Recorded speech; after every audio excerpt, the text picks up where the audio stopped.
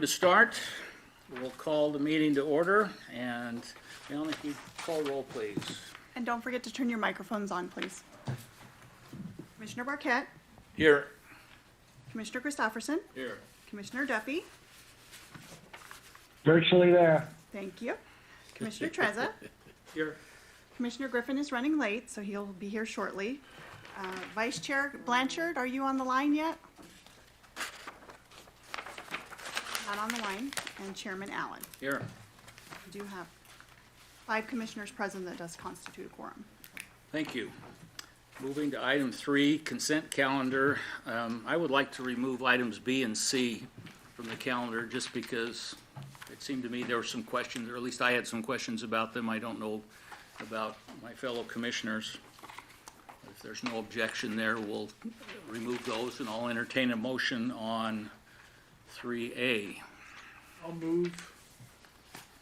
Second. Moved and seconded to adopt the consent calendar, item 3A. Roll call? Roll call? Yes, sir. Chairman Allen, Yes. Commissioner Barquette, Yes. Commissioner Christopherson, Yes. Commissioner Duffy, Yes. thank you. Commissioner Trezza. Yep. Carrie. Thank you. So 3B, 1, I assume we turn this over to you? Sir.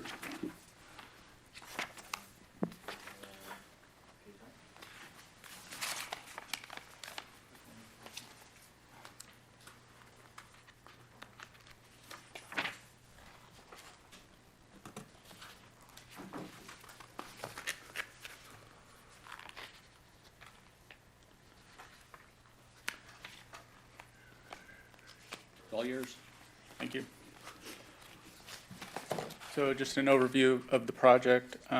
This project is in lieu of full replacement of sewer pipeline.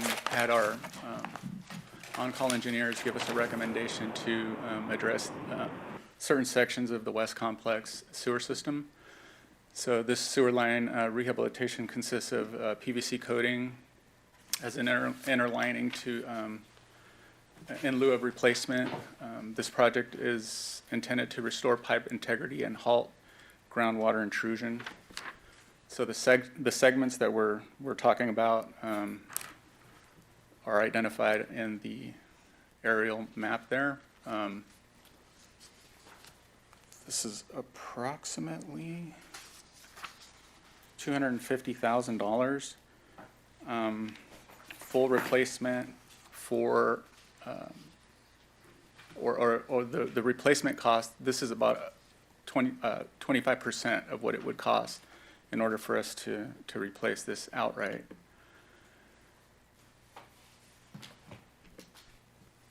So the estimates we received, we got 2 estimates.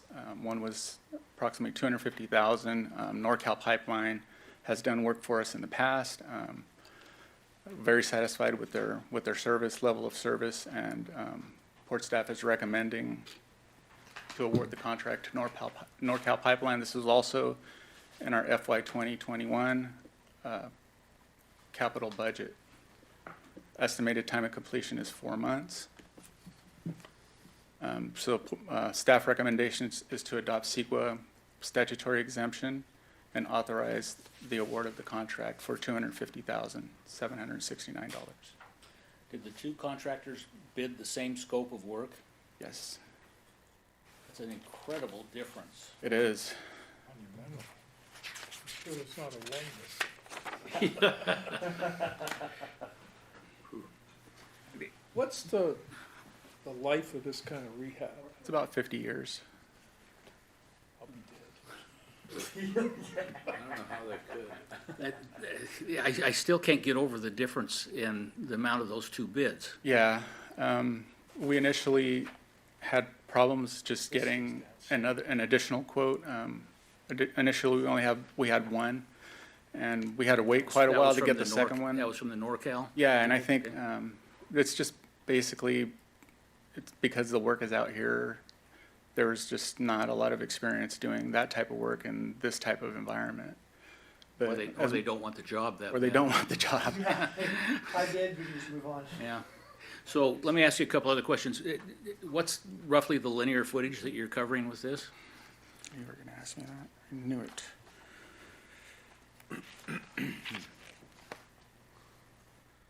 I wanna say it's, I don't have it offhand, I'm sorry. Guesstimate? Well, I wanna say it's about 4,000 linear feet, something like Okay. that. Yeah, it looked like it was a long distance Yeah, over there. I thought I had it in my And memo. I what were the apologize. original pipes made of? I mean, I understand that you've got groundwater leakage coming into these lines, these main lines. What were they? It's clay pipe. Clay pipe? Yeah. Okay, okay. And so this is gonna be a PVC material. They clean the pipes. I assume they aren't injecting new PVC pipes down. This is some sort of The coating. dry coating that dries in Correct. place? Okay. I still can't get over the difference in price. That's the thing that's amazing to me. Really, the investigations that our engineers did, the pipe in and of itself is in relatively good condition. It's just problems in some of the joints. We're getting water in there, and it's wreaking a havoc on our sewer system billing. Specifically, we're getting a lot of groundwater intrusion into that. We're having to pump all that to the city, and we have to pay for that. So this is a quick and easy fix. It's relatively inexpensive compared to the other. So they coat basically the entire length That's right. of that pipe. Correct. Commissioners, any other questions or concerns?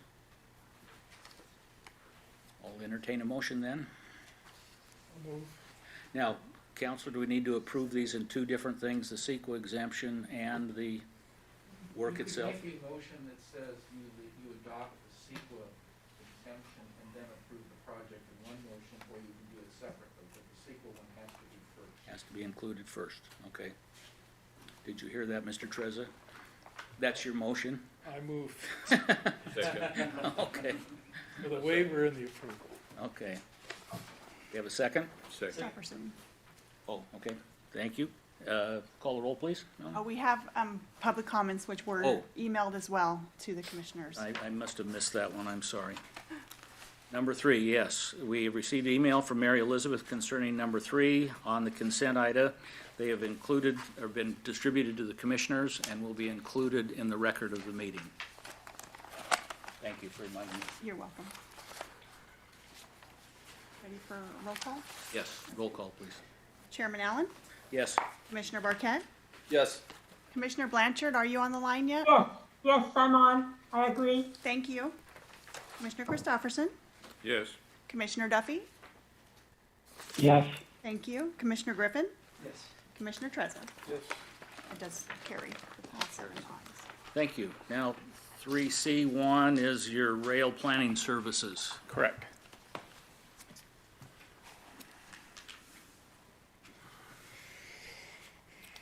So, this contract is for,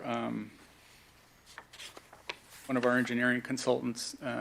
They've been, doing work for the port for quite a while. They designed our, East Complex rail yard out here at the 700 yard on the East Complex. They've been doing, a lot of our plan check for new tenants and those types of things. So it only made sense for us, as, the port to continue utilizing them, them having a lot of our background information, in relation to our rail. So, this current scope of their work is for SB1 support. As you know, the Port of Stockton was awarded SB1 funding for a rail improvement project through Cycle 2 SB1 state grant. So this is in preparation of our submission of the environmental document. So there's 3 components to that project. There's some double tracking on the East Complex. There's a rail yard on the West Complex, the rail bridge replacement, and related improvements. And so the bulk of what this contract is for is to support the environmental, and the design is to bring that construction project to about 15% design.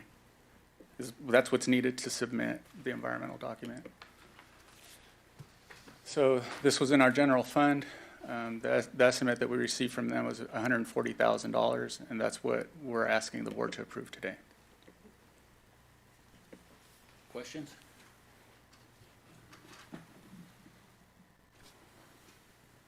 Seeing none. I don't, I have a question. oh, yeah. I'm sorry. See? Exactly where at the port is this gonna be done at again? The What des- location? At the port. The design of the SB1 project Yeah. is rail improvements throughout the port. Throughout the port. Yeah, including the rail bridge replacement. Gotcha, So- gotcha. And I see no comments, public comments on this one, Melanie? Correct. So we're ready to call, or a motion? Motion approved. Mr. Griffin, second? Second. Lawson, thank you.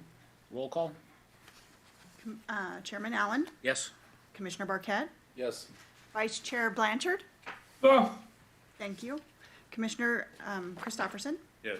Commissioner Duffy, yes, thank you. Commissioner Griffin, Yes. Commissioner Trezza. Thank you. It does carry. Thank you. We'll now move to item number 5, consideration and authorization for the port director to accept allocation of some type of crane, from the Department of General Services. Mr. Director, we'll leave it to you. Thank you, Mr. Chairman, in making the presentation on behalf of port staff is Mr. Juan Villanueva, our Director of Development and Planning. Thank you. So, a little background on this procurement. This is the sister crane to the Liebherr crane that you approved at the last meeting.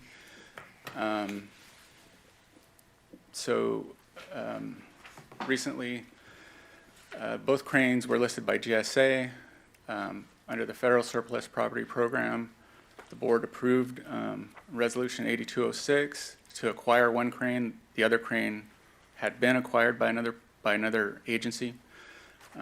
Were contacted by GSA, informed us that for reasons due to them not being able to move the crane off-site, they had issues with shipping and general. So they canceled their procurement, and GSA contacted us and asked us if we were interested. And so we responded that we would be interested pending approval by our board. So based on that recommendation, we're bringing this to you today. So this is some of the information that we gave you last time. In order to ultimately retrofit those cranes, we would have to make some infrastructure improvements, upgrade the electric engines. But the item that we're asking for today is just the service and handling fee to transfer the equipment to the port, which is $465,655.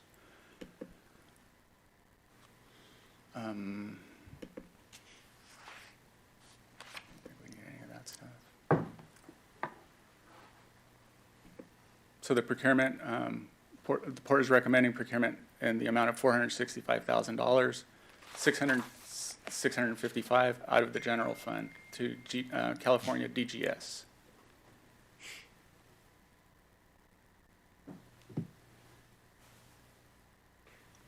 Yes. Question for you. So we're gonna end up with two cranes possibly. We're gonna end up with two cranes So possibly. one will be at the west complex, and then will you move the other one to the east complex?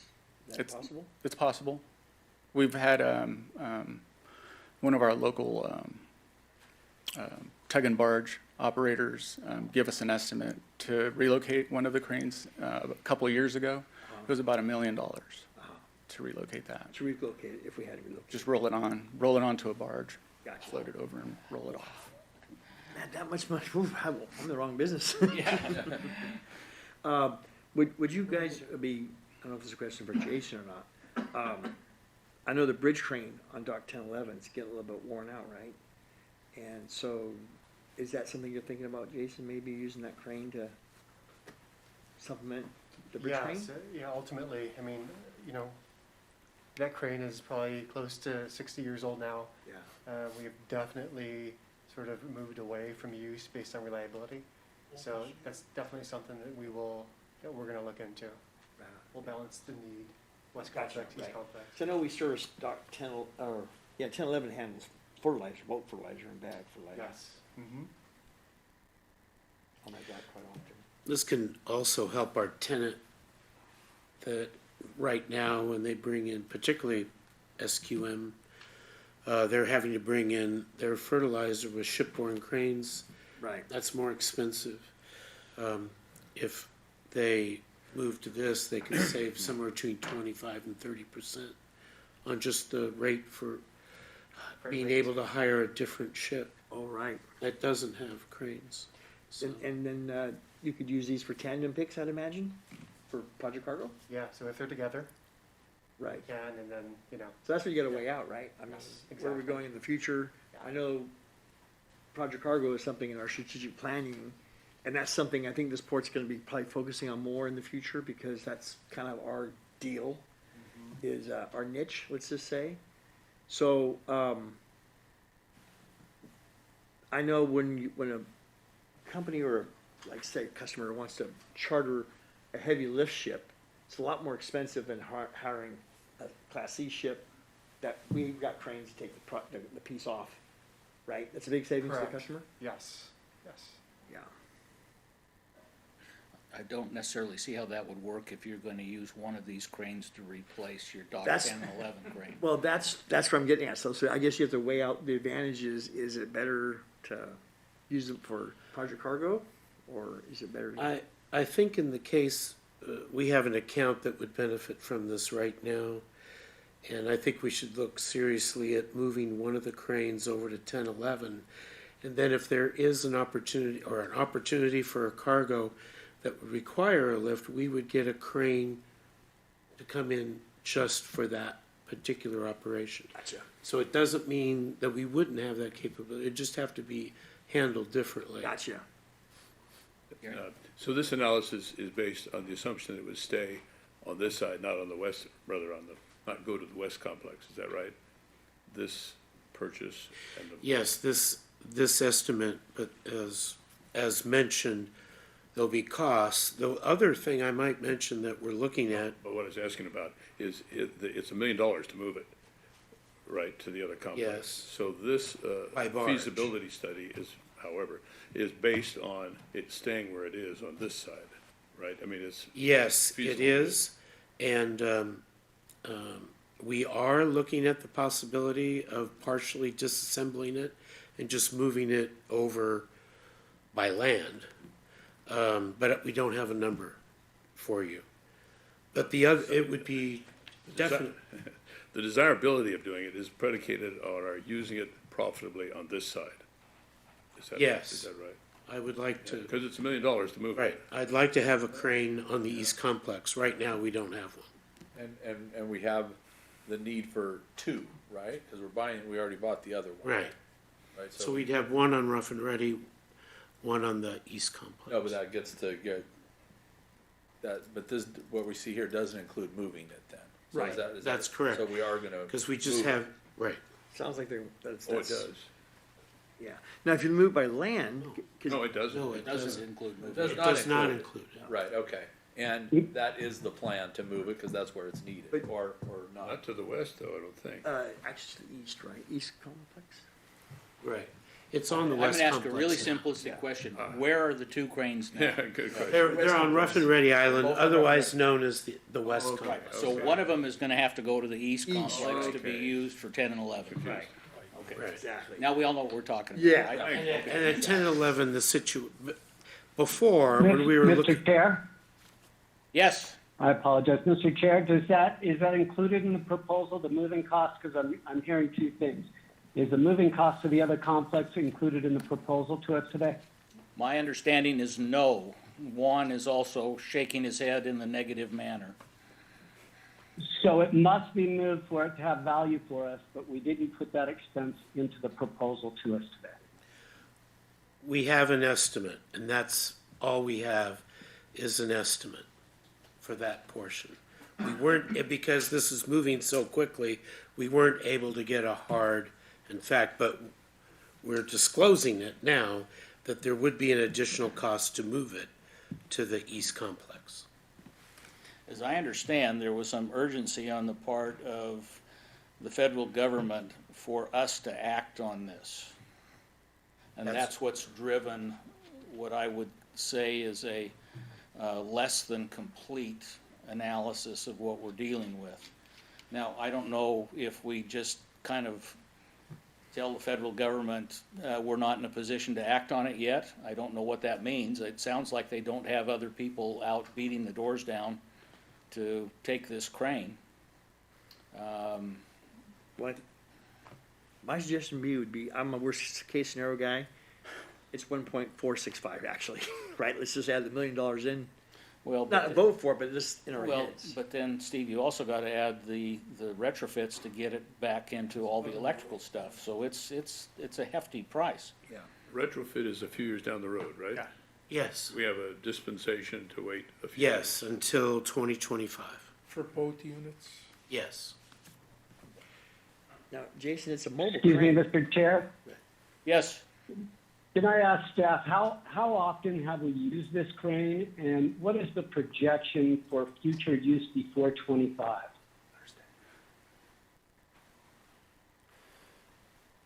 So Commissioner Duffy, to how often do we use it? So it's been a few years since we were authorized to use it. So obviously you can recall the cranes were procured for the M580 project. So in that project, it was used very frequently. And then it sort of went into the status where MARAD was working through disposition, right? And essentially for a large portion of the time between when the M580 service was halted to now, it is for a lot of that portion of time, it was unavailable for use as MARAD was working through this so if I disposition could- process.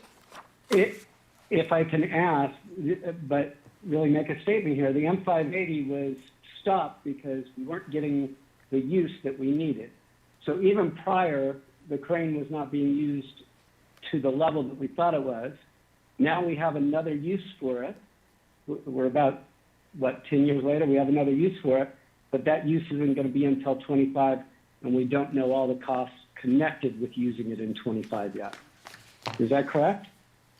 A portion is correct. The one part I want to clarify is the ability to use the crane now.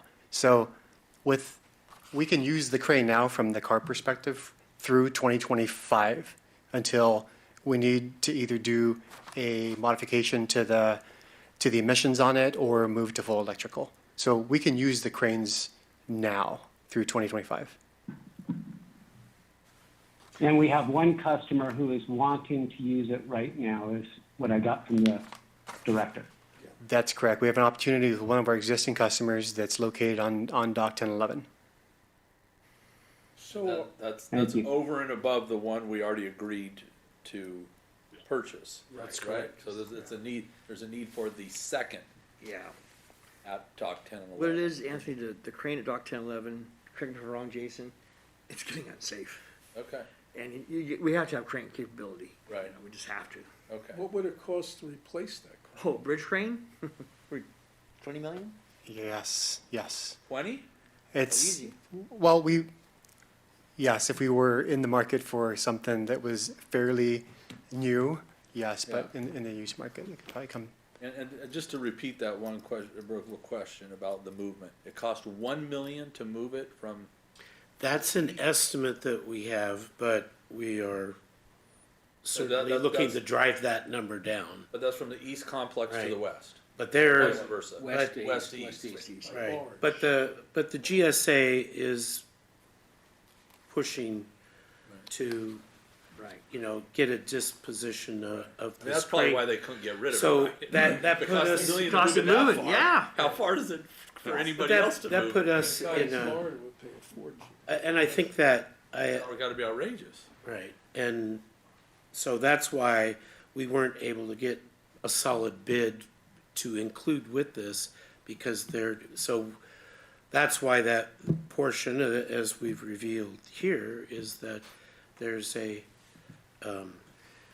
there are additional costs that you should contemplate. No, I have a question regarding the existing client that would benefit from it. Yes. And not having to hire, do we get any benefit from that other than keeping them as a happy client? Or do we get a piece We of that? charge for that. We would charge So for there use is of the revenue crane. attached? Yes. In your staff report, there's a projected revenue of potential 12 utilizations a year, if I'm understanding correctly, Jason, with a net revenue of 104,000. That's based on that one client. Based, I don't know what they're It's- basing yeah, it on. That's based on more of a, sort of a market opportunity that we're seeing, right? So that's on the West Complex. So again, I think it's important to remember that this capability really focuses on opportunistic market for us, right? The project cargoes, the one-off lifts, any efficiencies that we could realize through, our general cargo. So it really comes back to a port capability, right? The value of a port to have the cranes to support trade. Yeah. That's a big piece here. Okay. Gary? One more It's- question. See if this summary is correct, I think. We're compelled to make a decision now to get what we think is a bargain price. Crane originally cost $7 million. We can get it now for $500,000, but we'll have to pay $1.5 million down the road to retrofit and maybe $1 million. But in the meantime, increase our capacity, a $7 million crane right now for $500,000. That's about it. And we don't really have all the information that would make for a perfect decision. Right. But it sounds like it has good potential benefit Yeah. for the price. Is that right? I mean, that's I, what we're. I think that's a good summary, yeah. It's a Me great too. summary, yeah. Yeah. I mean, cranes are just super Yeah, expensive. I mean, heck, I'd buy it. Gary's gonna go into the barge business. Yeah, right? We are. Let's get together after the meeting. If we have them separated, is there any larger infrastructure cost to have charging power to two spots versus one? So I think if we are, when we reposition this 1011, our existing crane that's out there now is fully electric. So there's some infrastructure that we'll probably be able to take advantage of. We haven't done the due diligence on that just yet, but it's not going to be, a new project. We're not going to have to break ground on, tearing the dock apart for infrastructure. There's some infrastructure that we may be able to use, but again, due diligence on that has not been completed. Other questions or discussion? Seeing none. Motion to move. Motion to approve? Second. Second? Roll call, please. Chairman Allen, Yes. Commissioner Barquette, Yes. Vice Chair Blanchard, No. thank you, Commissioner Christopherson, Yes, yes. Commissioner Duffy. Yes. Was that a yes? I'm sorry. Yes. Thank you. Commissioner Griffin Yes. and Commissioner Trezza. Yes. You have 6. Thank you. Staff, appreciate that information. Number 6, update on Port of Stockton strategic plan. Thank you, Mr. Chairman. And making the presentation is the port's consultant on the strategic plan development, Mr. Daniel Smith, the principal of the Tioga Group. Thanks. Wanted to bring you up to date real quickly on where we are on things like outreach and research, and then to talk a bit about all the input and feedback you gave us. We continue to do outreach. We're focused very heavily on the regional planning agencies, some of the environmental agencies. We've talked to the Water Board and Fish and Wildlife, and also some of the community interest and environmental justice groups. Real briefly, we are at least at the place where we're not hearing a lot of new things yet. It's sort of a critical point in outreach. You start talking to groups and you start hearing the same things, which tends to reassure you, but you have to go on long enough to make sure there's not a surprise lurking for you down the road. So we're not done. We need to talk to the Corps of Engineers and Caltrans and some of the state boards still. So we're pushing ahead with that.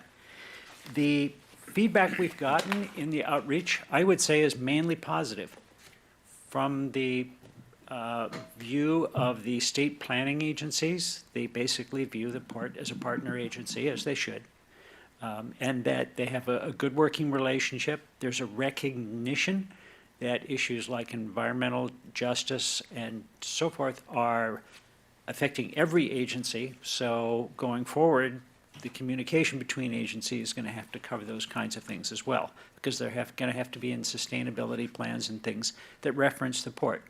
So there's, I would say that the working relationship is good. There's obviously still work to be done together with those agencies. That's basically the same message from at least the state environmental agencies like the Water Board and Fish and Wildlife that we've talked to so far. We heard a couple of specific positive things. One was they liked the port's use of consultants to help manage permitting processes, because they recognize that permitting processes are long, complex, and have a whole series of deadlines and submission dates that can be difficult to manage. And they like having, the consultant as a point person who has that as their main job, rather than a port staff person who has 15 jobs, which is all too often the case. So that was a good practice that the port has engaged in. We got good recognition for some of the things the port has done in the water quality, the aerator project, which I don't understand, but is clearly a good thing. And also the cooperation that the port has extended in letting people use port properties to access for sampling and testing and things like that for issues such as harmful algae blooms and things like that that are not particularly a port issue, but the port has water access that makes it easy for them to figure out what's going on. So the relationships there are basically pretty good. The environmental justice community groups, the main desire there was for more and better communication. And I think a good deal of that is specific frustration in the COVID period, where you can't get together with them, spread maps out on a table. You can't take them out to the port to show them what's going on. So everybody's trying to do it based on documents and Zoom calls and things, which is not completely satisfactory for everyone. A good example is some confusion Jeff and I encountered with one of the groups because their main concern with issues was in fact what's going on at Penny Newman. And they didn't really understand the distinction between Penny Newman and the port. So other than having someone get out there with some big red paint and draw a line, Right. Jeff mentioned that ordinarily we would have gotten a car, driven people around, they would have seen what goes on here, what was going on there, and we'd at least get a common understanding of the facts. But that's become very difficult right now. The notion that the port has conceived of a interpretive center, a visitor center, a history center, very well received, and almost inevitably the groups say, yes, we'll help. One, for example, Little Manila Rising actually started as a historical preservation group. So they think, okay, this is right up our line. This is the kind of stuff we'd like to be doing with the port. So those, I would say that the interactions have been mostly positive, a little cautious in some case, because with communication becomes more trust, and as communication is difficult, the trust is difficult to establish. And I don't think any of that is new to the staff or to you. We've been looking into the future of various commodities. We've been looking into what's going on with fertilizer. We've been looking on what's going on with anhydrous ammonia and what's going on with coal, and we'll work through some of the other major commodities. Things are a little mixed now, because if you look at 2020, there's some reason why almost everything is strange in 2020. So we're trying to go back and understand what the longer terms are, what was going on and what in 2019, and what's likely to go on in the future, rather than just the disruptive year here. So we've started putting together some, I would call them very rough working papers, which we'll share with the port staff before we pound them into shape to become eventually part of the strategic plan. And before I go on to talk about the feedback that you folks gave us, we talked to port staff, and our next target is to have a working outline of the report targeted for the April 5th meeting. so you can see what this thing looks like, however rough it is, what it's going to contain, where we need new materials. For example, we got very good feedback on things like the basic port purpose and the values, so we can start filling in those blanks. So we'll go back and work on that outline and continue our research and the outreach with the other agencies. Dan, let me ask you a question, and Katie, I want to get you involved in this too. April 5th is going to be a big meeting for us because we're going to be meeting with our headhunter consultant that day as well for the new director. I'm wondering if we maybe could consider pushing this to the second meeting of April as opposed to that April 5th. I think so. Is that, Might, I'm interested, I'm just throwing that out as a suggestion. So. As I look at the calendar, you have a tentative interview block Right. of the 14th, 15th, and 16th of April, followed by a Saturday, Sunday weekend, and then that Monday is a board day. Next board day. So you could very well have in front of you, I don't know if you'll zero in on a candidate or not, but the reason I mention this is maybe it would be best to make it the first meeting in May. Yeah, April is good. Thank you, because April is going to be very busy. We want to keep this moving. Please don't get me wrong about that. We've got 2 trains heading at the same time down the tracks, and unfortunately, we need to deal with both of them. So if that's okay with the commission, maybe we'll schedule this for the first weekend in May. That will also allow us to collect more information too. Well, I've made the commitment originally to be available for every board meeting. So we'll go ahead and push forward. We will have a version ready. We'll take a snapshot of where we are on April 5th. If there's time to discuss it, great. If not, we will give you a better snapshot, 2 weeks later, and a better snapshot 2 weeks later than that. So Okay, sounds we, great. we, Dan. we will Thank you. not, we don't get the time off. Thank you. Yeah. Yes, Gary. This may not be the time, but Penny Newman mentioned, reminds me, do we have any idea its future or its relationship to us in the future? Is it going to be the same, do we think? Are they going to stay in the business? Well, it'll be the same. They'll continue everything we can see. They've developed over the years some strong business lines. Certainly, the value of the facility has gone up considerably than where it was about 23, 24 years ago. It was So- a bargain back then. You tried to get it, remember? Okay, So- sorry, Dan. We'll get back to you. I will follow up on that slight moment, which is that when we pull down public statistics on the commodities and such handled at the port, as far as the Corps of Engineers or the Census Bureau is concerned, Penny Newman is part of the harbor, and they do their statistics by the harbor, and they combine Penny Newman's statistics with the ports. So before we use any cargo data, I'm going to double check it with the port to make sure we know what this distinction is.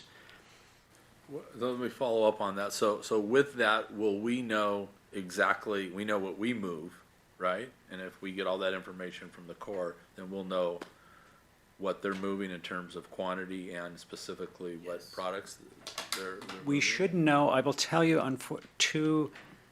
the Corps of Engineers, which is the main statistical source, it takes them a long time to get their data together because they're pulling the whole US together. So I'm not even sure their 2019 data are available yet. I will find out. Maybe Steve knows. Actually, I do. Penny Yeah. Newman Yeah. pretty much handles animal feed, Yeah. corns, rice, anything that's not really edible for humans, but for animals to consume. So that's why they get away with a lot of stuff. And correct me if I'm wrong, Jason and Director. That place isn't the cleanest place ever. Okay, it's kind of dirty, kind of dusty, but it's like, oh, well, we're just doing stuff for animal feed, right? So they get away with a lot more than what we get away with, because rice is table ready. You take that rice, you could boil it and cook it. Theirs is animal feed, so they do a lot of corn, a lot of bulk commodities. They have done potash before. One of the things that have always concerned me is one of their partners is the Cook brothers. Those guys they're no joke. And they move liquid cargoes there. They have a tank farm out there. Okay. So I think our best advantage that we have over Penny Newman is our rail. that's where we're huge. They have very limited rail capacity at Payne Newman. So, Jason? So that's the gist of what Payne Newman does. They're in the whole, they're owned by a couple farmers, but they partnered up with Cook Brothers. so to the extent we can take the data apart, we will have that. The Census Bureau, which is the other big source, boy, the more we look into that data, the more discouraged, frankly, I get. For example, they lump West Sacramento in with San Francisco. And every time I look at their data, it's like, wait a minute, I know the port people, I've never heard of, this port handling that. So we're gonna have to work our way through, work with the staff saying, here's the numbers we've got, and how do we make sense of them? So we make sure anything that goes into a document is realistic and sourced. Right. And so this kind of follows up with the comment I think we had about moving it back. And I guess you'll probably get to some of our input. And if that's coming on what you're gonna say, I'll hold off on my comments for now. It is coming. Okay. Yeah. So- We took time on that, no. No, I just don't want to waste a month and then Exactly. find out all of the questions and stuff, the information that we're asking for isn't forthcoming, right? So I think to your point, we don't have to have a long discussion on it, but you'll get our commentary and then you'll know what Yes. type of data we're looking for, right? Because our ability to plan things out and kind of look into the future is going to be only as good as some of the data that we get, right? Exactly. What's going on. And one of the things I like to do is footnote if I have to. We know which numbers are solid, and if we have to estimate a number, we'll footnote it so you know what came from where. Okay. I don't like guesswork. Yeah. Okay, we did circulate a bunch of bullet items and asked for your input, and to summarize, as everybody, I think, expected, there was not a lot of diversion or divergence among the responses we got. Pretty close agreement on most things. A couple of things I might want to highlight. Just as points of emphasis, everybody was pretty well agreed with the port's basic purpose. I mean, we can work with wording and things like that, but the port's purpose hasn't changed.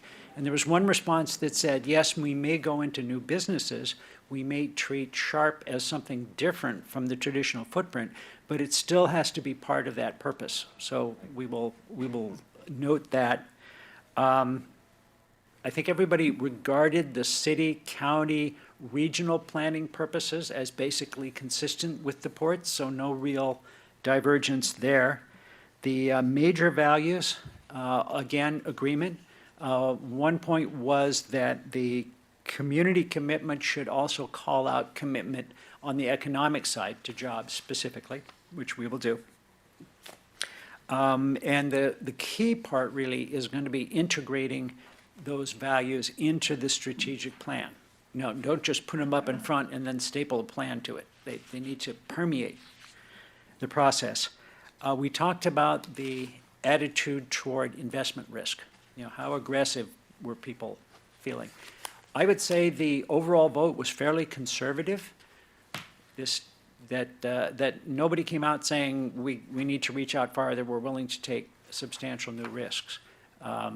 What we got back was that it's on an opportunity by opportunity basis, that there needs to be a pretty rigorous cost effectiveness, cost benefit analysis of each new opportunity. So that doesn't change. That's what the port has done all along. There was willingness to consider investment in multi-use facilities, even realizing that it may take a few years for it to fill up. And actually, you just decided to buy a new multi-use facility a few minutes ago. So you're walking the talk today. Let's see. A couple of points which ties in with some structure I want to try to provide today, which is that if the port wants to go after higher end tenants and higher end uses in warehouses and buildings, we're going to have to consider upgrading, rebuilding, or repurposing. And when we start talking about where the port might want to go and opportunities, I did not invent these diagrams. They've been around so long that I'm not sure who did them originally.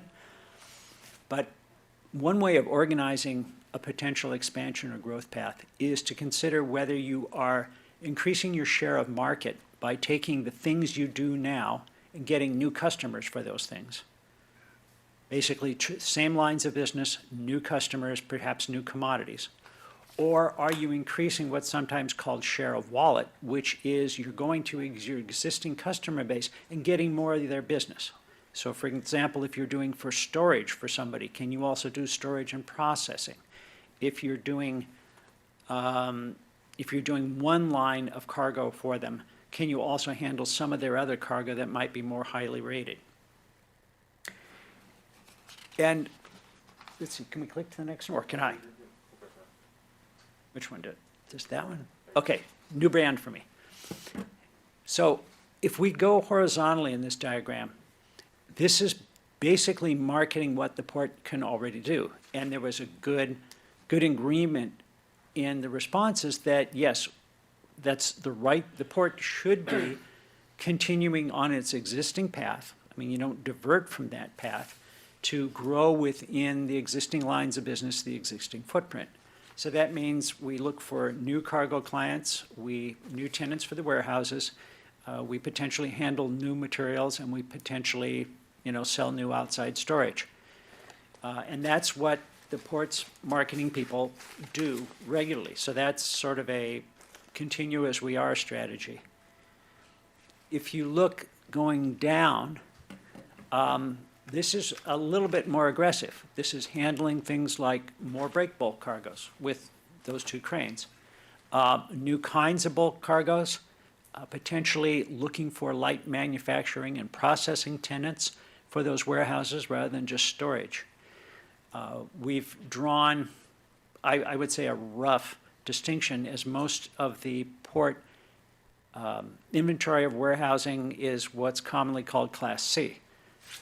And Class A and Class B with more amenities, more modern facilities, they command higher rents, and they potentially pull in a different group of tenants.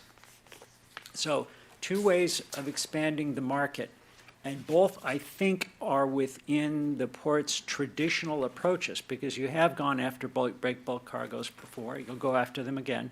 You have looked for other kinds of tenants beyond just strict storage.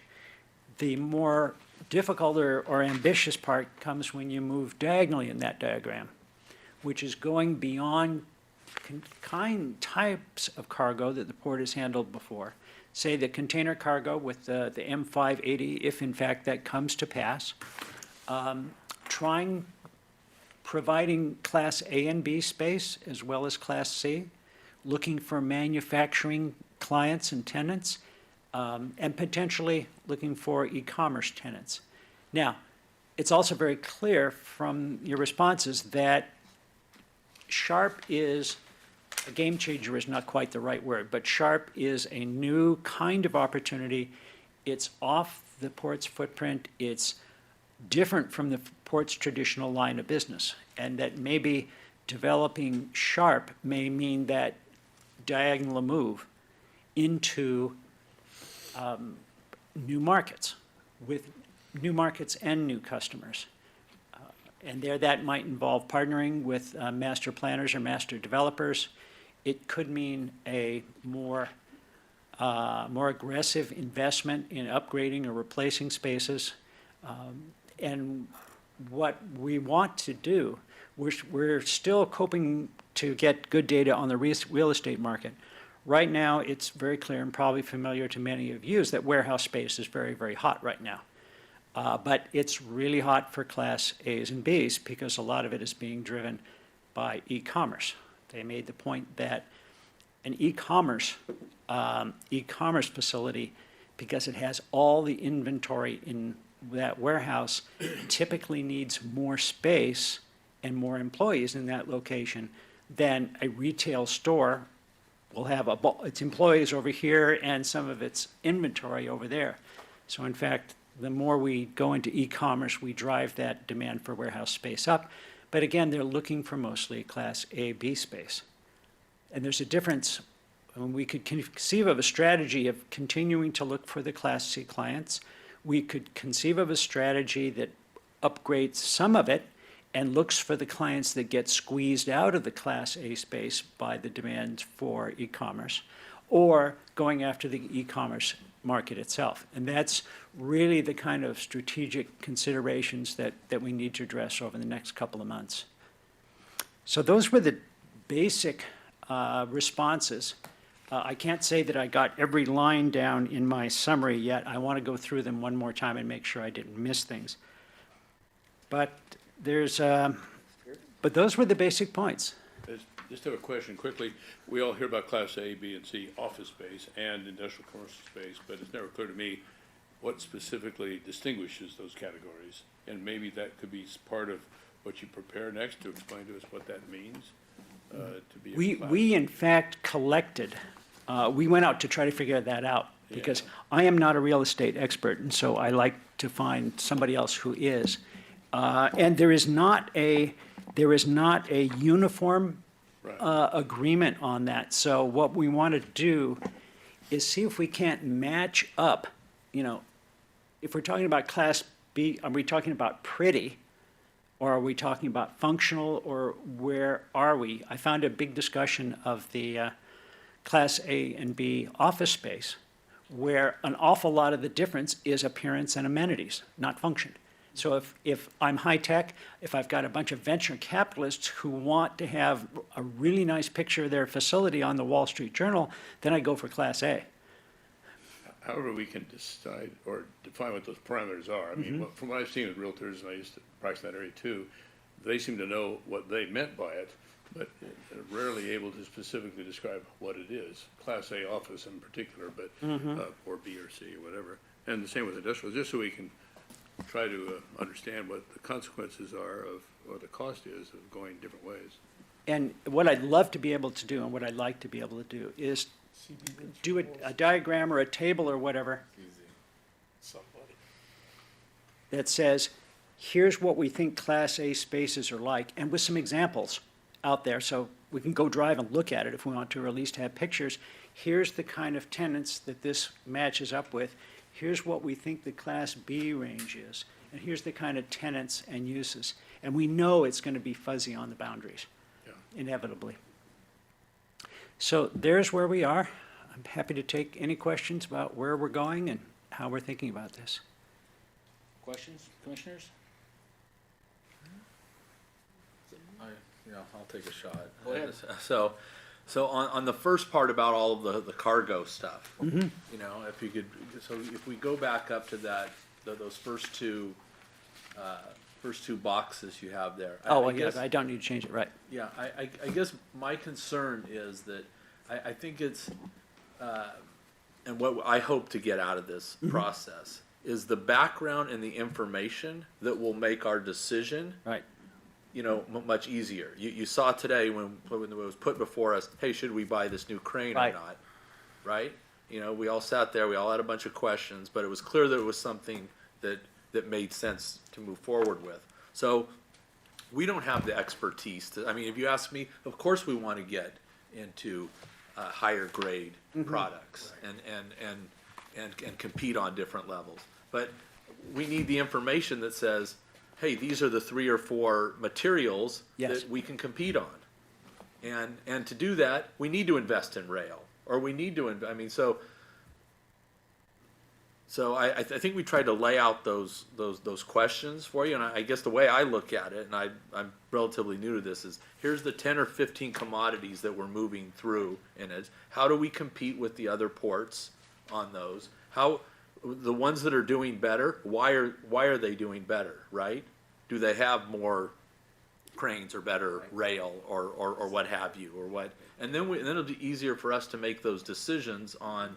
Sitting back and reacting just to everything is not, to me, that's not our role, and hopefully that's what we get out of this strategic plan, is that those decisions become easier for us to make with the data. So just hearing that, to me, it doesn't, I can say, oh yeah, I'd like to be that. I was one that probably said I'm more apt to take risk, but I'm also the one that says it's a case-by-case basis, right? You have to tell us, you're not gonna just go out and take risk, for no reason. Hopefully, we've looked into it. So that's my first comment on that. On the real estate, I would say that, the difference is, as you said, it's probably in the quality of the buildings and the services around it and the location.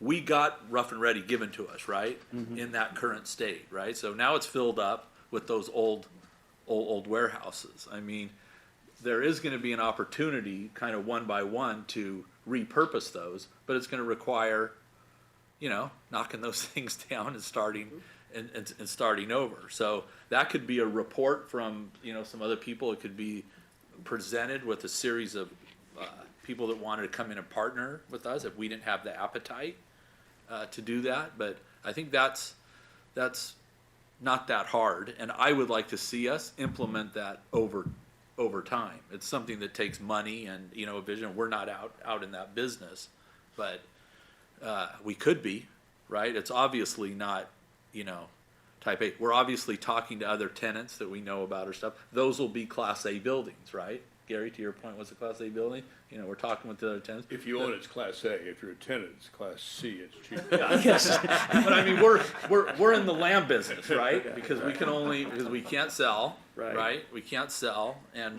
so we have our location. We probably need to partner with people, or at least consider that. So those are my two comments. Going back on the commodities and the cargoes and things like that, what we've been trying to do is look at things, for example, fertilizer. Realistically, you're almost not competing with any fertilizer. You have that market basically all to yourself. So we're looking at what the future of fertilizer is. Are they using more or less out there in the valley? What's happening with pesticides, et cetera, to give you some guide of how that commodity group is likely to go. Coal, on the other hand, you're pretty much linked at the hip with Levin Richmond because they top off the vessels, and if their coal business goes away due to local legal action, then the economics of Stockton are going to change, and the question is whether or not it will still be competitive. There's not a lot of other choices for that coal to leave. I mean, it's going to go to Long Beach as the next closest spot. So we've been able to lay out some of the clearer competitive balance type things. Project cargo is a tough one because project cargo tends to come and go with the projects. Ironically, we've been trying to get a handle on the cement flows with the Port of West Sacramento because they had a big growth in recent cement flows, which we learned were tied to the Oroville Dam rehabilitation project. Right. We don't know if that's still moving or if it's all gone because they have not published their data yet. So we're trying to fill in those gaps so that we have a good picture of what's going on with current cargoes and with potential cargoes so you can make those kind of decisions. Yeah. So I think we're going to where you want us to be.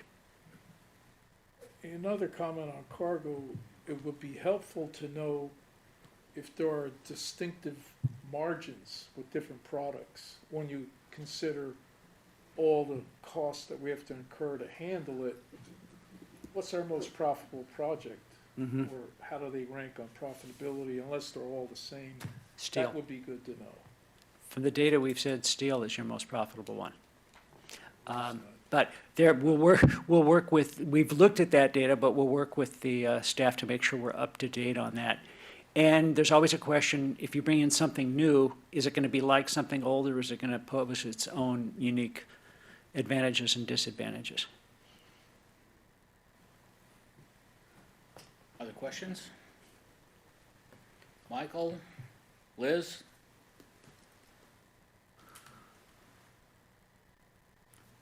Mr. Chairman? I just wanted to make one comment that I know the commission is all familiar with, but I think it's worth emphasizing, is that while a draft strategic plan report is not a public document, the final approved strategic plan is a public document. Gotcha. So to the extent you're talking about profit margins of products, now for instance, those users in negotiations can come back and say, I'm looking at your strategic plan and it says, I'm a high profit guy for you, I want the tariffs to be less. Or if you're saying, we wanna go after this commodity, and it's the Port of X, the Port of X is gonna have that in front of them and say, those guys are gonna try to pick us off. So as you go through this, because you are a public agency, as you look at the draft report, you have to look it through the filter is, do you want the whole world to know what's being said in that document? Right, good point, thank you. And we've actually, when we're doing the outreach, we've told people that this is going to be a hybrid document. It's not going to have all the port's internal financials in it. It's going to have the high-level cargo flows and those sorts of things. Many years ago, I led the team that did the cost analysis of double-stack container cars for the Association of American Railroads. We found, and we told the AAR, that there was about a 40% cost savings associated with double-stack container cars. The AAR published that number, and what you predicted about the margins immediately happened. Every customer called up their railroad and said, we want a 40% discount now. So we've seen that happen. So We'd like with to that, know, we don't anybody else do. We can keep these in our work papers. Thank you, Dan. I will thank Appreciate you that. for your time, and I'll go back to work. Thank you. Thank you very much. We look forward to continuing this process. There were public comments for the strategic plan. Yes, there were. update. Thank you, Melanie. We received comments from Jan Warren and from Mary Elizabeth, which the commissioners have received and which will be included in the record. Correct. Thank you. Moving on to item 7, committee reports. Anthony? I don't have any committee reports, no, but I guess, and this would be with this or general comments. I would just add, I notice all these comments we've been getting, and I heard the input on whether or not, some of the outreach, we're doing, and I've recently had to sit through, a couple board of supervisor meetings and stuff, and I don't know why we just don't read them. That seems to be their biggest gripe, is that we're not reading the comments. It's like we're not hiding anything. We just do it. I had to sit through a board of supervisors meeting. It took forever. It took like 45 minutes, for them to read all the comments. We never get more than a few. So it's just a comment to all these things we get. I would suggest we just read them. Sure, I think that's a good idea. Yeah. I think that it hasn't been done just strictly on a time standpoint. Yeah. That's the only And reason. I- Again, they're included in the record. We want to be transparent, absolutely transparent that way that we're receiving them. I don't know that I have a feeling one way or the other, to be honest with you. No, and I understand that, and I know that's why we did it, and there wasn't a part of any reason not to have it said out loud or anything like that. But I see the amount we get, and I see what other public agencies do, and it's just, hopefully we're on the end of this COVID thing, right? And hopefully if people want to come make comments, hopefully within the next 6 months they'll be able to make them. But I think we're creating more of a problem by not Just simply reading them. Yeah. But our minutes are public, right? They're published, After they're approved, and yes, these comments are included in the minutes, yes, right? yes. See, they're getting aired. A month later or 2 weeks later. We see it live. I know, It's for but our it's eyes. like when you get 3 or 4. What's the, if somebody came here, they could talk they could fill the room and talk and talk and talk. That's what happens at city council meetings and board of supervisors meetings all the time. And They do have a time And- limit. 3 minutes. Yeah, no, that's what I mean. 3 minutes, but you could have 10, 10 10, 15 people. people come. Yeah. It's just a comment. When I hear all the comments, it's like, well, how come you don't read the that's their biggest comment. It's not anything that's that substantive. It's Right. more about Gary? just a comment. A thought, I think it's a good point, but perhaps we could address that concern by making more clear at our meetings that we each have read those comments. I mean, just saying that. Yeah. I mean, as a group, we've read it. It's the same as Congress, when they read things in a record, but in our case, we have the copies before. We say we've read them, we have read them. Yeah. You would think that would diffuse our public criticism. Well, I think Perception's reality, right? the objective is to be transparent to our interested parties. That's the objective that we all agree to. And so it's just a question of figuring out what's the best way to do that. Right. That's what I agree exactly with what you said. It's not that any of us are not taking in those comments. Right. It's just that as I read all the comments seem to be, hey, how come you guys aren't reading the comments? Yeah. You know, I can see that from it's somebody not- saying that. yeah, so that's, If I could just add Yes. one thing to that, keep in mind that this process is taking place because of the governor's executive order that relaxed the Brown Act. And I'll say from my experience, I probably have attended more remote hearings than anyone else in this room, including the famous one in Vallejo where the guy threw the cat in the New York Times. It was the first one they did, and literally they were sitting there drinking, and one guy threw his cat against the wall. It was stunning. So don't bring your cats to the meeting. Right. But you know, in most instances, they do read the comments, and I think it's for optic purposes. People feel like Yeah, their they're being- participation is truly being heard because they have submitted the comments and then they are read. And I think the Commissioner Barquette is saying from an optic point of view, most agencies not only receive them, but since they're 250 words or less, tend also to read them as well as saying that they were accepted and included in the minutes. Of course, at bottom, it's not a legal conclusion, It is it's not- what we it is- choose to do. The executive order gives you the complete authority to be doing it the way that you're doing it.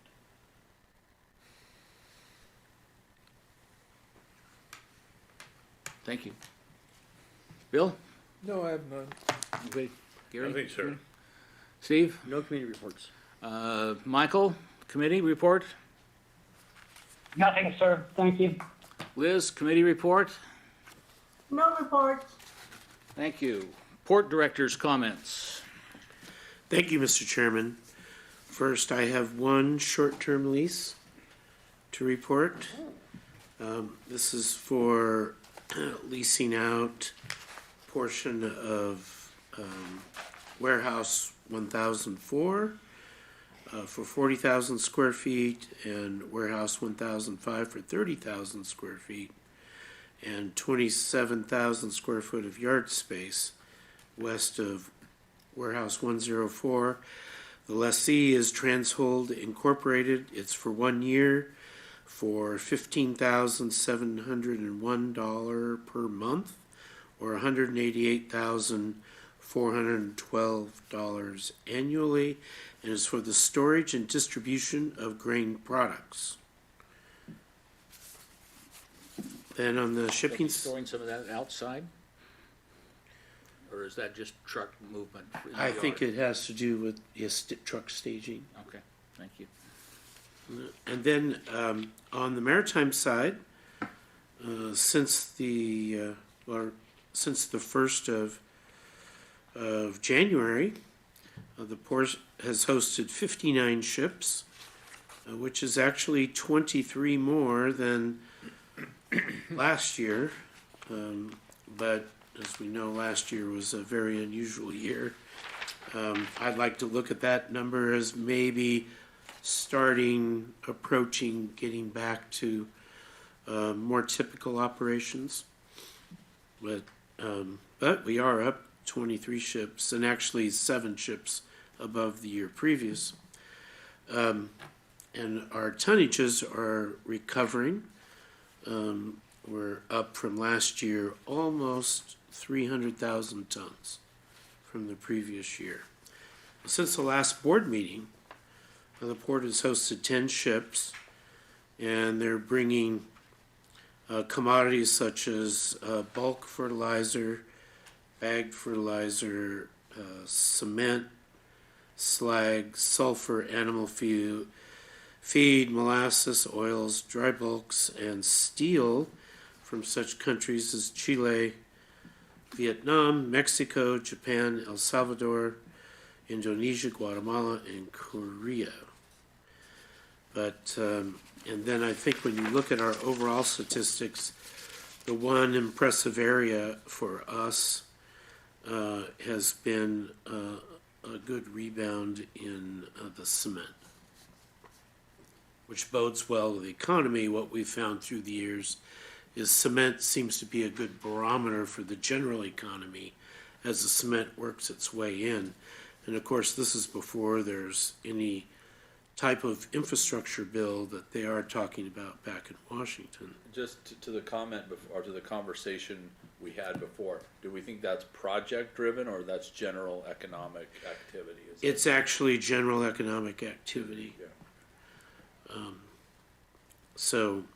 But anyway, so we're overall the first half of the year, as we're kind of 2/3 of the way through the first half.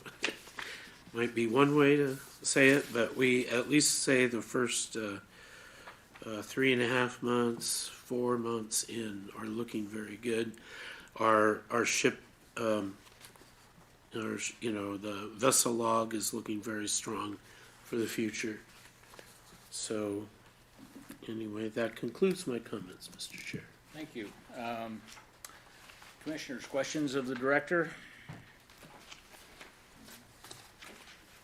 Okay, item 9, commission comments. Anthony? None. Bill? None. Gary? None. Stephen? Yeah, I do. We talk about strategic planning, and I think getting that second crane is a strategic move. We talk about Penny Newman, for example, right? So when you got a big crane like the LeBaire crane, you can take big scoops at one time, right? Where ship's gear, I've driven them both. Ship's gear have smaller buckets. They can only take so much cargo at one time. So we can be a lot more competitive on bulk cargoes versus Penny Newman, because with the harbor crane, you can take, how many metric tons at one time can you take? At least 50, 60? Yeah, It's like double of what a ship could do. So to me, that's a strategic move. A lot of times we may not think in terms of some of the decisions we make are indeed strategic. This is a strategic move, and that's why I was for it, because I see it as a strategic advantage over Penny Newman, and we have to stay competitive with those guys, and there's no way, the way their facility's designed, they can't support a crane like that. They just don't. I don't know if you've been to their facility. It's a wooden dock, so they're really reliant on ship's gear, which is antiquated. They're relying on a hopper system, which they've upgraded. But for us to have that capability over on the East Complex is a good strategic move, as far as I can see. Thank you. Michael, comments? I'll revise and extend my remarks later. Thank you, sir. Okay. Liz, any from you? I just want to share with you that I received a couple of calls from people who do farming at the land that we own, the Puentas farming. They're just wondering what the status is. I know that they're giving it up back to the community people, or what's the port's decision on it? And I couldn't answer. Yeah, do you want to address that, Rick? Thank you, Commissioner, and a very timely question. We are actually working, we're working to keep it in service as a community garden, as an area that would support the Boggs Tract community. We're actually having discussions this week with the county Board of Education to determine their interest in operating that type of a garden, but on the port property. So this does not represent a change in what the port would see for this property at all. It's just the fact that the people that we had leased this to have moved on to doing other things with their organization.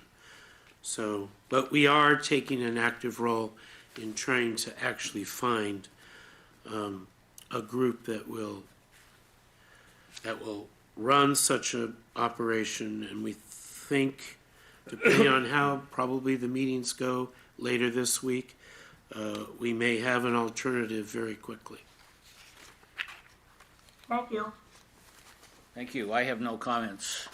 Moving to item 10, I'm going to take Commissioner Barquette's suggestion. We have one comment from Mary Elizabeth that I will read. I'm not sure if this is 250 words or not, but I will read it. General comments. I'm sorry that commissioners have not attended an AB 617 meeting, even though I have invited the commissioners on several occasions. The first Wednesday of the month is a Link Steering Committee meetings. Valley Air District is the regular monthly meeting, though there are other meeting dates for the Stockton Steering Committee and Community Air Monitoring Subcommittee. I hope that there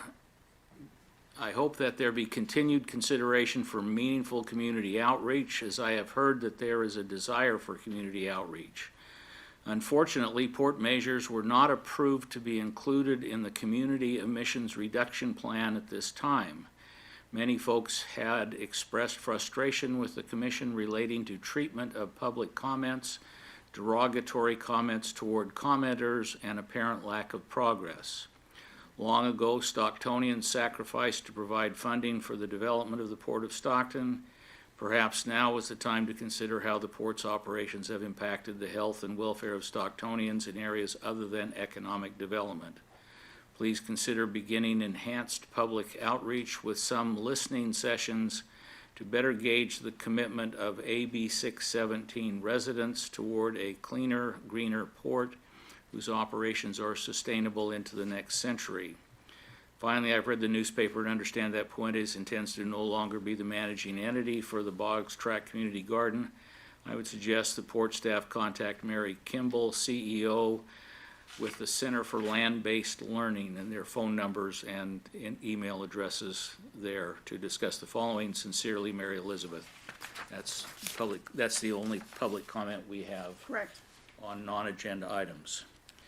We are now moving into a closed session pursuant to Government Code 54956.9, conference with legal counsel, potential litigation, one case. So we will go into closed session at this point.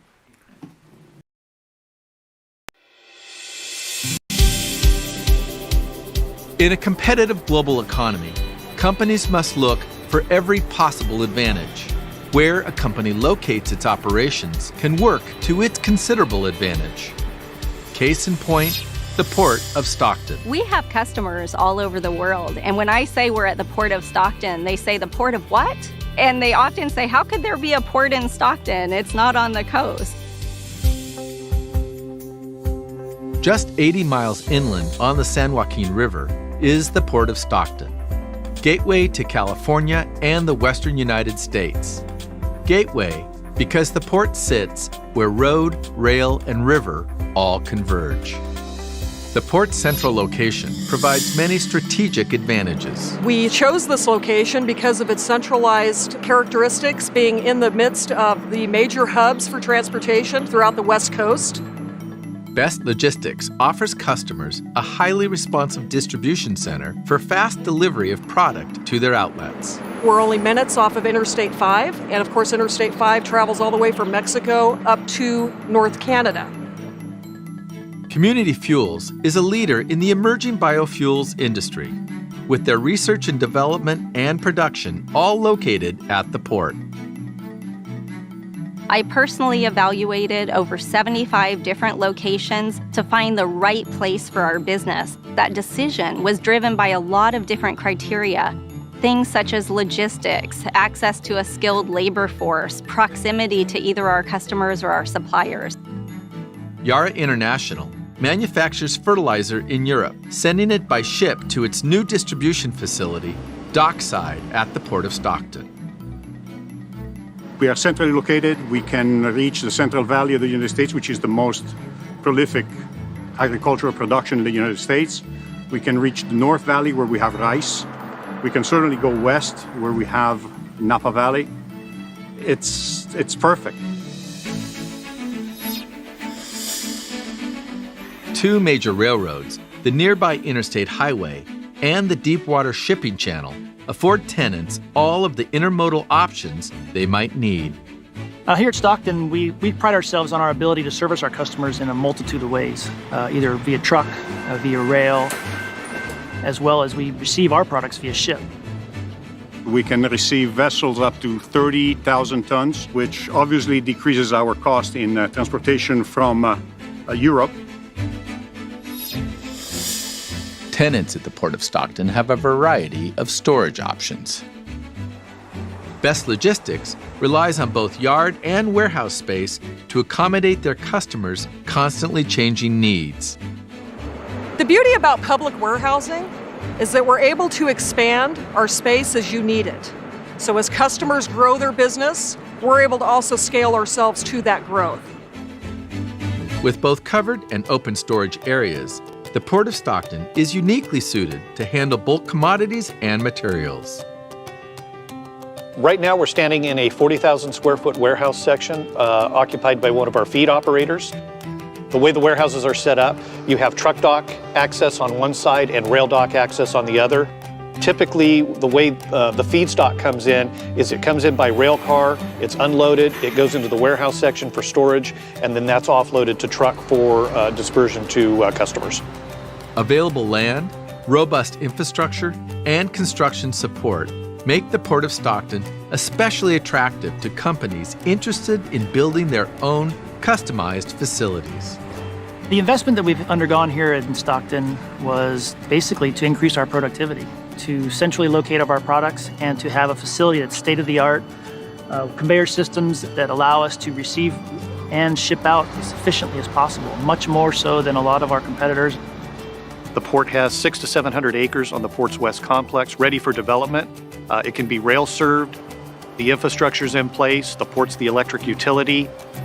We have a programmatic EIR that has been approved, streamlines the cost and the timing for the environmental side of getting the project to construction. We've built this company from the ground up, and that means that the project that you see here at the port was new construction. So when certain questions come up about expanding our facility or plans for the future, we first look to Port of Stockton and their expertise and their personnel who can guide us on those plans. The Port of Stockton does have a real can-do spirit. It looks to bring in business. It looks to bring in jobs. Being a tenant here at the Port of Stockton has very much helped our business grow. With the lease that the Port of Stockton provided us, it was just the choice that we couldn't pass up.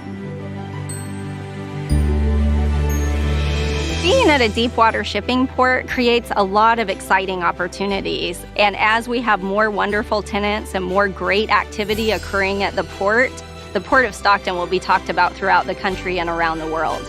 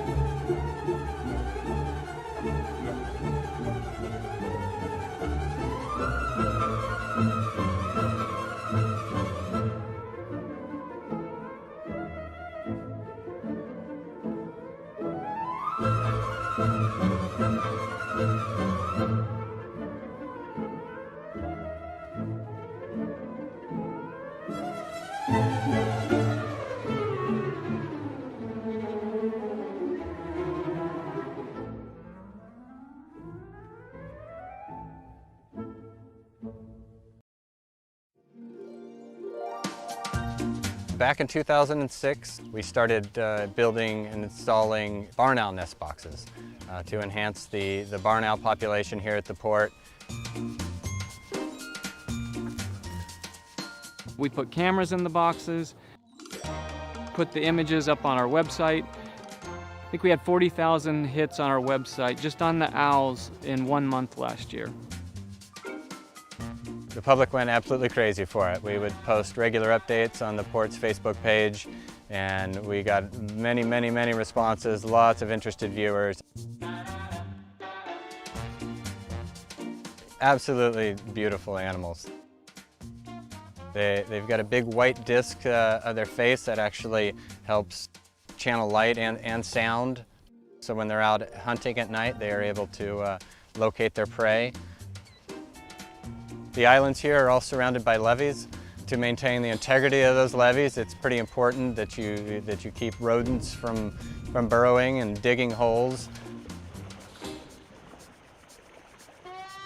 These owls can eat up to 3,000 rodents in a single breeding season. So they're quite an effective method of rodent control.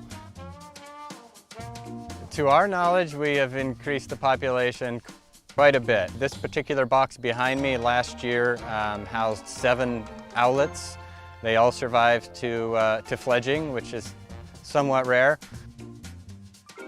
A typical brood is more in the neighborhood of 4 or 5, but we have 16 of these boxes at the port, and so you do the math, there's a significant number of owlets being reared. I guess it's like the Field of Dreams. Build it and they will come, because they were here in short order, and this particular box has been in use every year since 2006. The point of the Owl Box program is to reduce pesticide use, protect our levees, and in the meantime, now we've got a great project we can also share with the public that creates interaction. The port wants to do everything they can to enhance the environment and support local wildlife.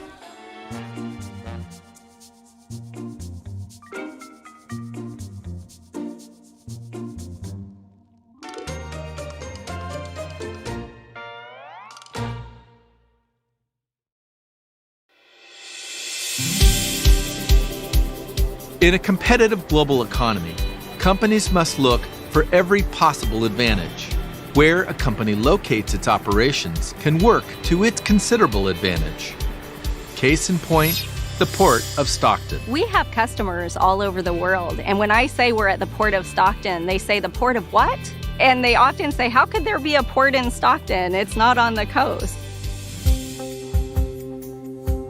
Just 80 miles inland on the San Joaquin River is the Port of Stockton, gateway to California and the western United States. Gateway because the port sits where road, rail, and river all converge. The port's central location provides many strategic advantages. We chose this location because of its centralized characteristics, being in the midst of the major hubs for transportation throughout the West Coast. Best Logistics offers customers a highly responsive distribution center for fast delivery of product to their outlets. We're only minutes off of Interstate 5, and of course Interstate 5 travels all the way from Mexico up to North Canada. Community Fuels is a leader in the emerging biofuels industry, with their research and development and production all located at the port. I personally evaluated over 75 different locations to find the right place for our business. That decision was driven by a lot of different criteria. Things such as logistics, access to a skilled labor force, proximity to either our customers or our suppliers. Yara International manufactures fertilizer in Europe, sending it by ship to its new distribution facility, dockside at the Port of Stockton. We are centrally located. We can reach the Central Valley of the United States, which is the most prolific agricultural production in the United States. We can reach the North Valley, where we have rice. We can certainly go west, where we have Napa Valley. It's perfect. Two major railroads, the nearby Interstate Highway and the Deepwater Shipping Channel, afford tenants all of the intermodal options they might need. Here at Stockton, we pride ourselves on our ability to service our customers in a multitude of ways, either via truck, via rail, as well as we receive our products via ship. We can receive vessels up to 30,000 tons, which obviously decreases our cost in transportation from Europe. Tenants at the Port of Stockton have a variety of storage options. Best Logistics relies on both yard and warehouse space to accommodate their customers' constantly changing needs. The beauty about public warehousing is that we're able to expand our space as you need it. So as customers grow their business, we're able to also scale ourselves to that growth. With both covered and open storage areas, the Port of Stockton is uniquely suited to handle bulk commodities and materials. Right now, we're standing in a 40,000 square foot warehouse section occupied by one of our feed operators. The way the warehouses are set up, you have truck dock access on one side and rail dock access on the other. Typically, the way the feedstock comes in is it comes in by rail car, it's unloaded, it goes into the warehouse section for storage, and then that's offloaded to truck for dispersion to customers. Available land, robust infrastructure, and construction support make the Port of Stockton especially attractive to companies interested in building their own customized facilities. The investment that we've undergone here in Stockton was basically to increase our productivity, to centrally locate our products, and to have a facility that's state-of-the-art, conveyor systems that allow us to receive and ship out as efficiently as possible, much more so than a lot of our competitors. The port has 600 to 700 acres on the port's west complex ready for development. It can be rail served. The infrastructure's in place. The port's the electric utility. We have a programmatic EIR that has been approved, streamlines the cost and the timing for the environmental side of getting the project to construction. We've built this company from the ground up, and that means that the project that you see here at the port was new construction. So when certain questions come up about expanding our facility or plans for the future, we first look to Port of Stockton and their expertise and their personnel who can guide us on those plans. The Port of Stockton does have a real can-do spirit. It looks to bring in business. It looks to bring in jobs. Being a tenant here at the Port of Stockton has very much helped our business grow. With the lease that the Port of Stockton provided us, it was just the choice that we couldn't pass up. Being at a deep water shipping port creates a lot of exciting opportunities. And as we have more wonderful tenants and more great activity occurring at the Port of Stockton will be talked about throughout the country and around the world.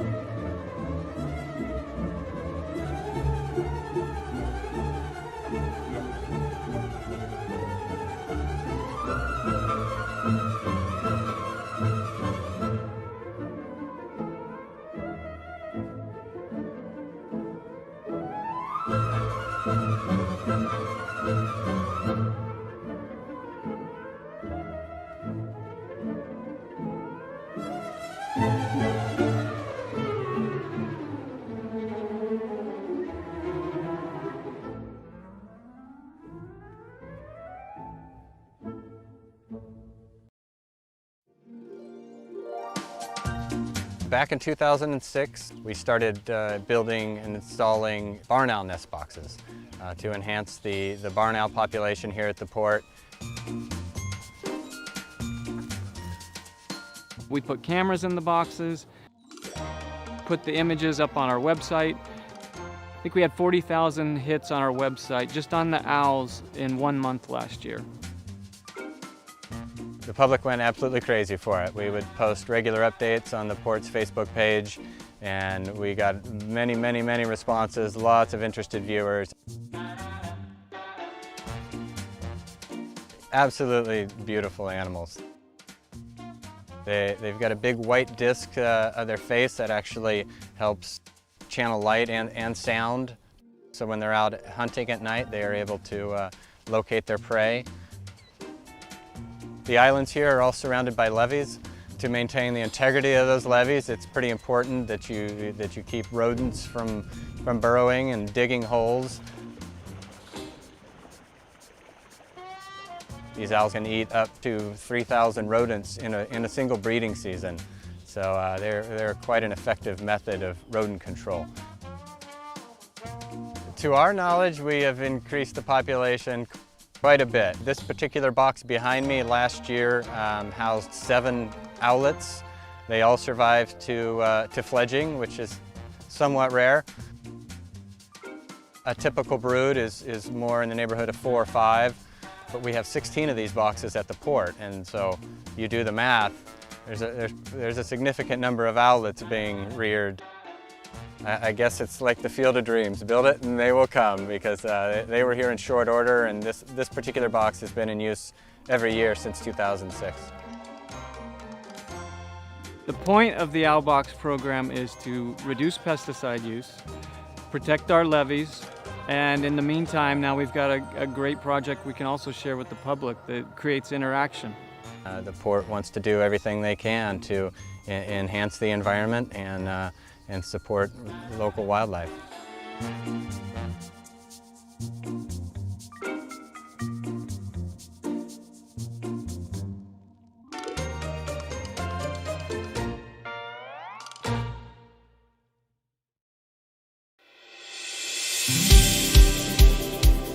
In a competitive global economy, companies must look for every possible advantage. Where a company locates its operations can work to its considerable advantage. Case in point, the Port of Stockton. We have customers all over the world, and when I say we're at the Port of Stockton, they say, the Port of what? And they often say, how could there be a port in Stockton? It's not on the coast. Just 80 miles inland on the San Joaquin River is the Port of Stockton, gateway to California and the western United States. Gateway because the port sits, road, rail, and river all converge.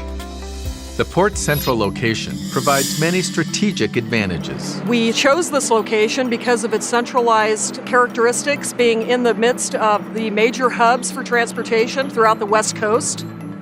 Best Logistics offers customers a highly responsive distribution center for fast delivery of product to their outlets. We're only minutes off of Interstate 5, and of course Interstate 5 travels all the way from Mexico up to North Canada. Community Fuels is a leader in the emerging biofuels industry, with their research and development and production all located at the port. I personally evaluated over 75 different locations to find the right place for our business. That decision was driven by a lot of different criteria.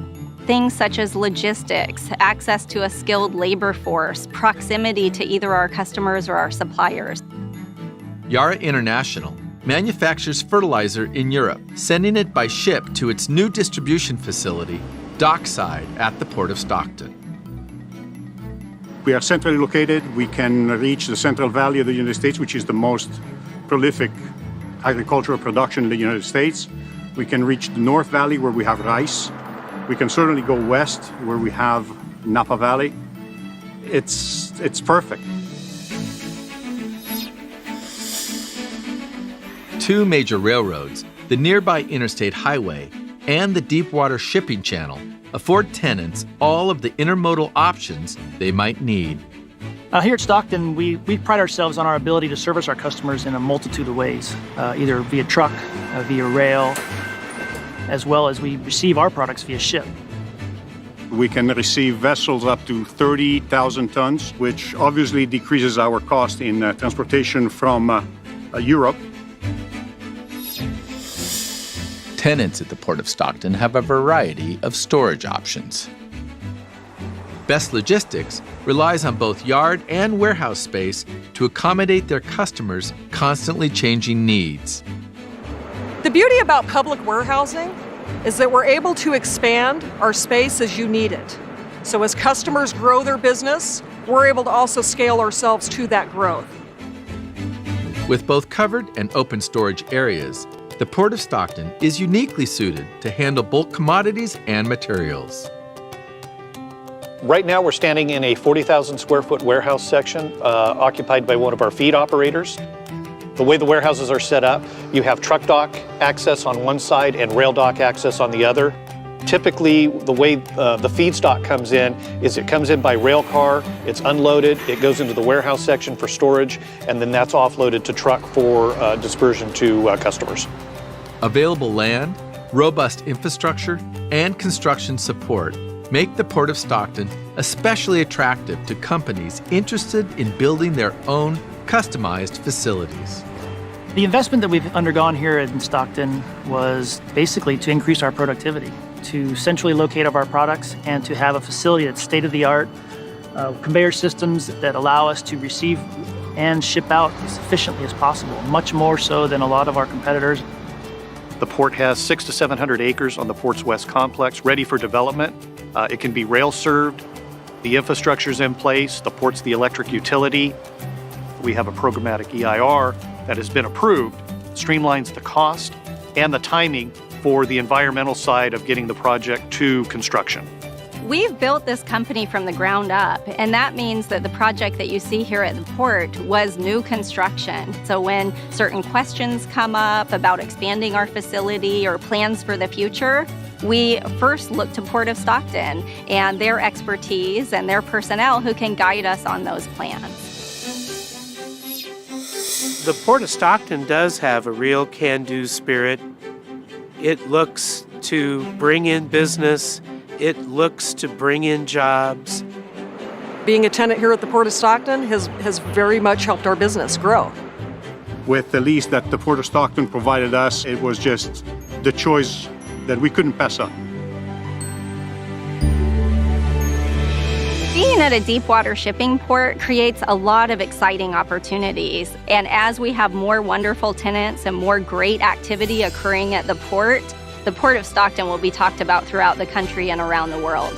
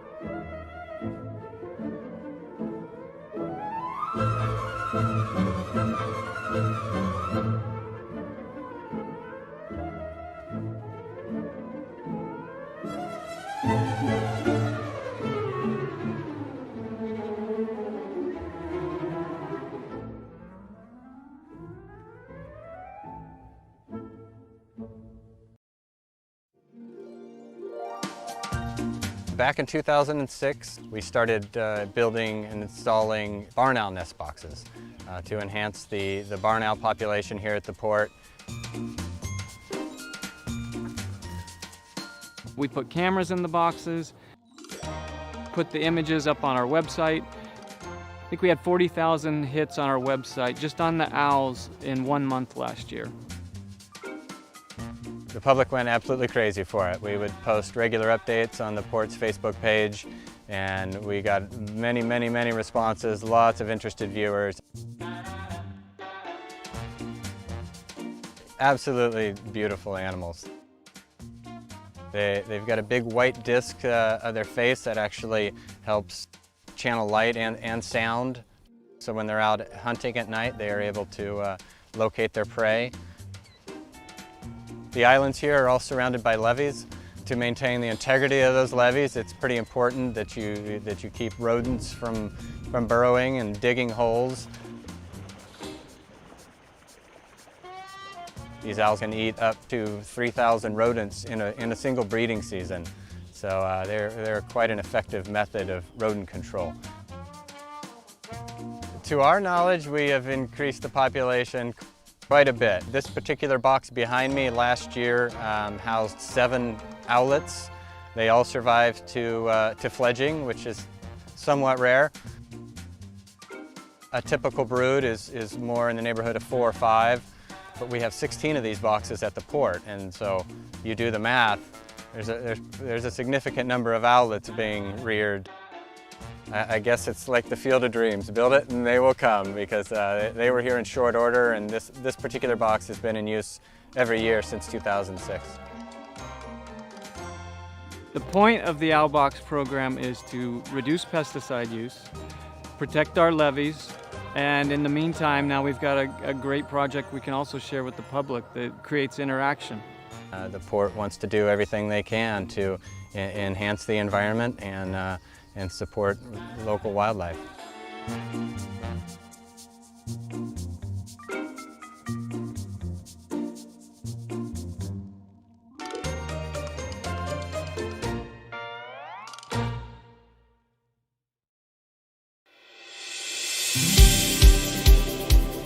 In a competitive global economy, companies must look for every possible advantage.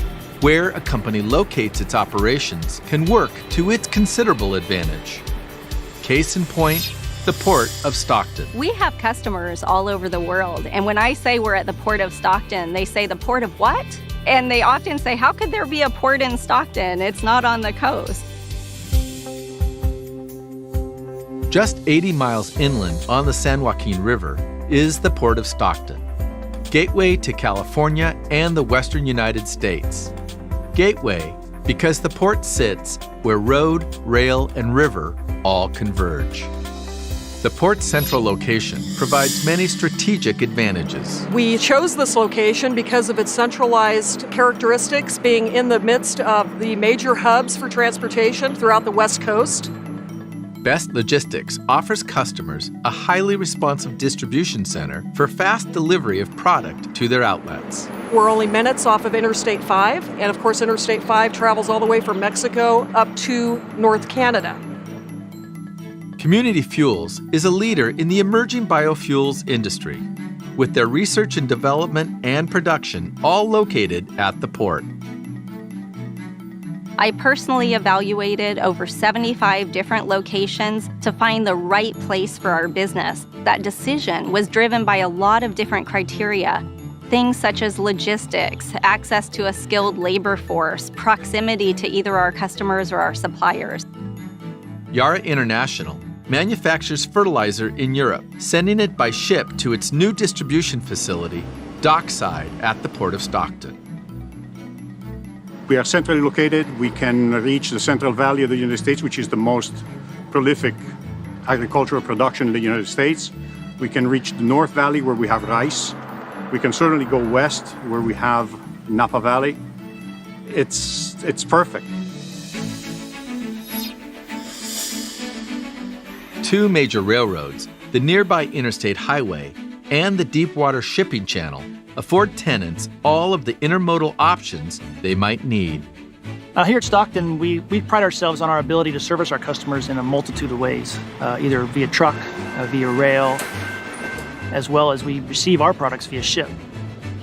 We can receive vessels up to 30,000 tons, which obviously decreases our cost in transportation from Europe. Tenants at the Port of Stockton have a variety of storage options. Best Logistics relies on both yard and warehouse space to accommodate their customers' constantly changing needs. The beauty about public warehousing is that we're able to expand our space as you need it. So as customers grow their business, we're able to also scale ourselves to that growth. With both covered and open storage areas, the Port of Stockton is uniquely suited to handle bulk commodities and materials. Right now, we're standing in a 40,000 square foot warehouse section occupied by one of our feed operators. The way the warehouses are set up, you have truck dock access on one side and rail dock access on the other. Typically, the way the feedstock comes in is it comes in by rail car, it's unloaded, it goes into the warehouse section for storage, and then that's offloaded to truck for dispersion to customers. Available land, robust infrastructure, and construction support make the Port of Stockton especially attractive to companies interested in building their own customized facilities. The investment that we've undergone here in Stockton was basically to increase our productivity, to centrally locate our products, and to have a facility that's state-of-the-art, conveyor systems that allow us to receive and ship out as efficiently as possible, much more so than a lot of our competitors. The port has 600 to 700 acres on the port's west complex ready for development. It can be rail served. The infrastructure's in place. The port's the electric utility. We have a programmatic EIR that has been approved, streamlines the cost and the timing for the environmental side of getting the project to construction. We've built this company from the ground up, and that means that the project that you see here at the port was new construction. So when certain questions come up about expanding our facility or plans for the future, we first look to Port of Stockton and their expertise and their personnel who can guide us on those plans. The Port of Stockton does have a real can-do spirit. It looks to bring in business. It looks to bring in jobs. Being a tenant here at the Port of Stockton has very much helped our business grow. With the lease that the Port of Stockton provided us, it was just the choice that we couldn't pass up. Being at a deep water shipping port creates a lot of exciting opportunities. And as we have more wonderful tenants and more great activity occurring at the Port of Stockton will be talked about throughout the country and around the world.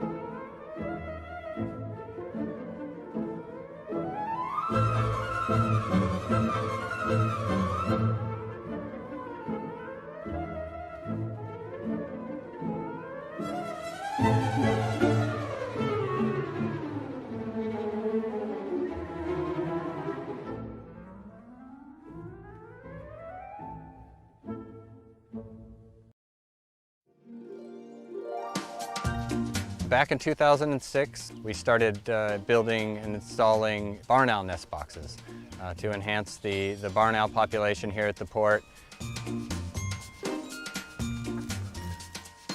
We put cameras in the boxes, put the images up on our website. I think we had 40,000 hits on our website just on the owls in 1 month last year. The public went absolutely crazy for it. We would post regular updates on the Port's Facebook page, and we got many, many, many responses, lots of interested viewers. Absolutely beautiful animals. They've got a big white disc of their face that actually helps channel light and sound. So when they're out hunting at night, they are able to locate their prey. The islands here are all surrounded by levees. To maintain the integrity of those levees, it's pretty important that you keep rodents from burrowing and digging holes. These owls can eat up to 3,000 rodents in a single breeding season. So they're quite an effective method of rodent control. To our knowledge, we have increased the population quite a bit. This particular box behind me last year housed 7 owlets. They all survived to fledging, which is somewhat rare. A typical brood is more in the neighborhood of 4 or 5. We've got mail. Okay, we're back in open session at this point. We met with staff in closed session to review one potential item of potential litigation. We received a report and took no action. That being said, we are adjourned.